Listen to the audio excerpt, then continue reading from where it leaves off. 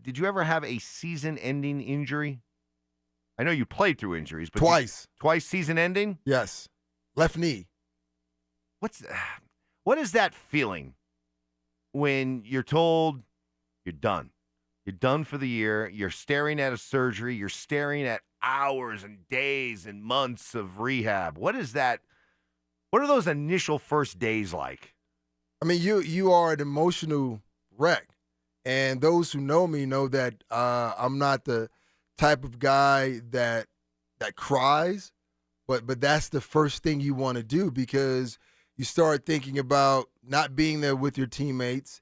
You start thinking about the surgery, the rehab, being off by yourself while everyone else is doing their own thing. It's a really frustrating part, and you need people around you. You need a support system because if you don't, then you pretty much go into a dark place where you start questioning yourself. You question your existence as a player. And then with Chubb, he's a young player. You know, at the times that I injure myself, I mean, my 6th year, my 8th year, you're wondering, what's going to happen with the next contract? Is this going to be debilitating and is going to hinder you from moving? Yeah, that mortality is hitting you right in the face. Yeah, so it's a very emotional time for you all around. Next on the Morning Brew. I mean, this is my job, you know. I don't take that lightly, you know. This is my job, you know. And so you guys have a job, I have a job, and I got to do my job no matter what the record shows. I got to show up to work every single day with a positive mindset, trying to get better. And so that's what I'm going to do. I'm going to do my job. Emmanuel Sanders. So we're sitting here as fans looking at 0-4, and we're like, all right, well, let's tank for Tua. Let's trade this guy. Let's trade that guy. But you still have 12 games left to play. And as a professional, we hear this a lot. Hey, this is my job. I'm a professional. This is what I'm paid to do. I need to go out and give my best no matter what the record, what the situation is. It sounds good, but is it true? Absolutely, it's true. And listening to Emmanuel say that, you can hear the emotion, the compassion in his voice. It doesn't make a difference what the record is. You still have to go out and perform. You're getting paid to provide a service. There's still other guys in that locker room that you signed on and say, well, you know what? I am dedicated to you. It just so happens the record is what it is. But I truly believe that that's what you have to go out and do. But we all have people out there, and many of them listening to right now, heading off to work with jobs they really love, okay, or jobs that they can barely tolerate. Same case both times. It's your job. You're a pro.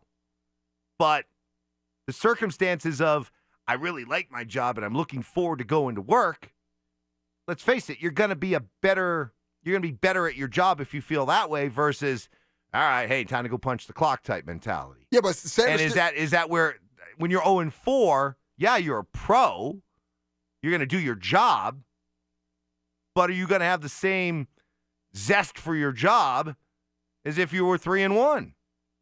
4-0. Well, 2-2. The zest is not going to be the way that it was when you first started the season, where, you know, everyone had a chance to, you know, play a game in Miami. You know, no, it's not going to be the same, but you still have to go. And also for Sanders, I expected him to say this because he's in the final year of his contract.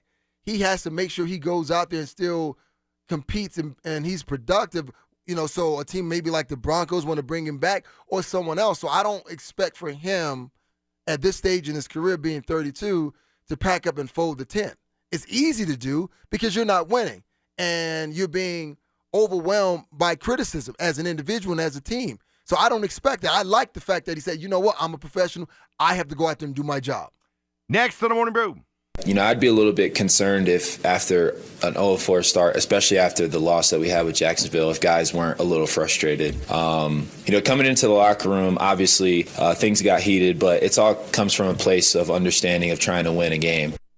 Yeah, there's Justin Simmons. I thought too much was made of what guys were saying, what people were hearing, the frustrations, the swearing, the yelling, the finger pointing after the loss on Sunday.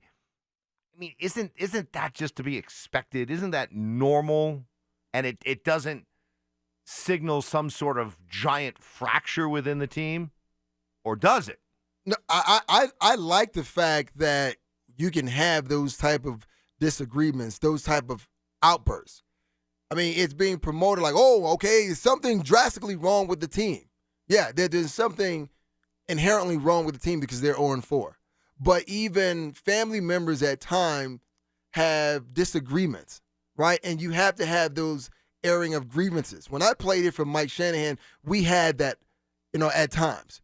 We would meet together at Del Frisco's as a defense, and we would actually talk about what our problems were. Al Wilson was very vocal.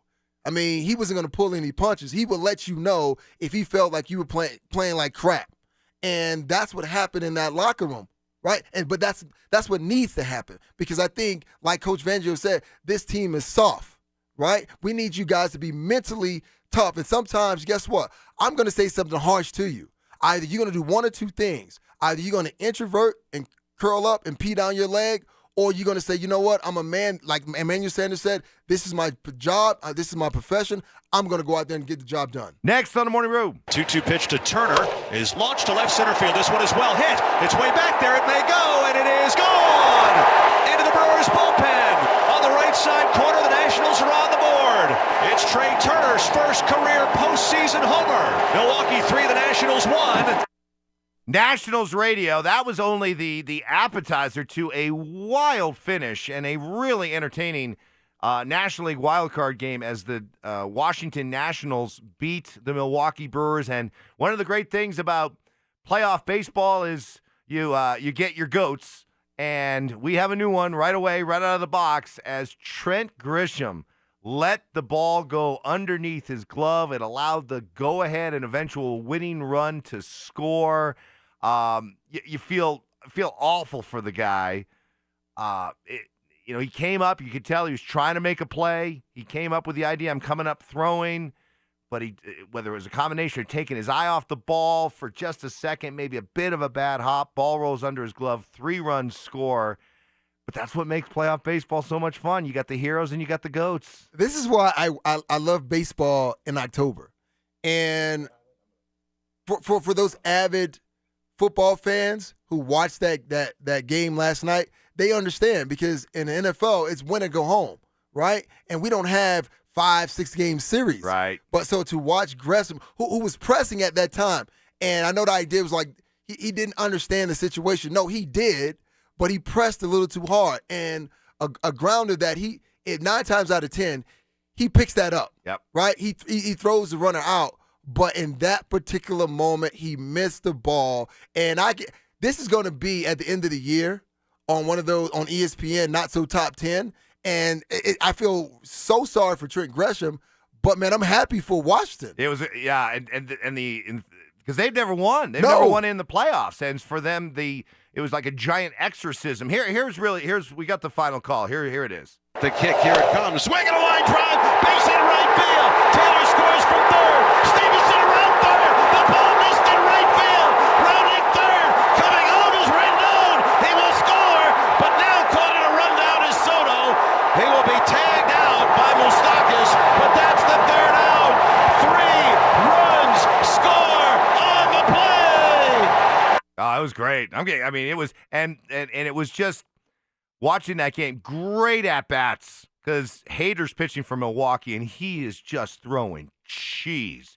And great at bats by Rendon, Zimmerman, and then Soto, lefty on lefty. I think Hader had given up 1 hit all year long. Yeah, it was 1 hit all year long, Joey Votto, to a left-handed hitter, and Soto in that situation with another great at-bat. So Washington certainly earned it, but everyone's going to be talking about Grisham's error that allowed the eventual winning run to score. It was great theater, great postseason theater right out of the box. All right, that'll do it for the Morning Brew.